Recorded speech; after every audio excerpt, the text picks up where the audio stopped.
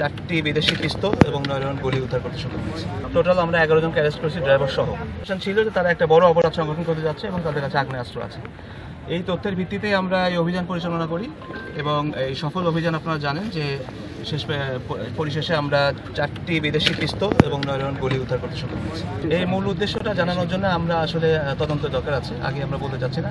তদন্ত শেষে আমরা বিস্তারিত জানাবো, পরে জানাবো। এখন ইনস্ট্যান্টলি আপনারা এটুকু জানালাম যে আমরা অস্ত্র উদ্ধার করেছি। আমাদের কাছে গোপন সংবাদ ছিল যে ঝিনাইদহের মহেশপুরা গ্রাম থেকে একটা টিম আসছে একটা অপরাধ সংগঠনের জন্য এবং আমাদের জেলার রুটে করবে।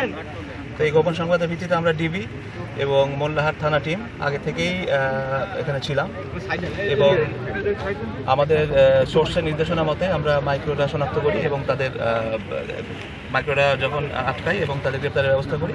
টোটাল আমরা 11 জনকে অ্যারেস্ট করেছি, ড্রাইভার সহ। এবং আপনারা জানেন যে আমরা 4টি বিদেশি পিস্তল এবং 9 রাউন্ড গুলি উদ্ধার করেছি এবং আমাদের বিস্তারিত আমরা এখন তদন্ত চলছে। বিস্তারিত আমরা তদন্তের পরে জানাবো যে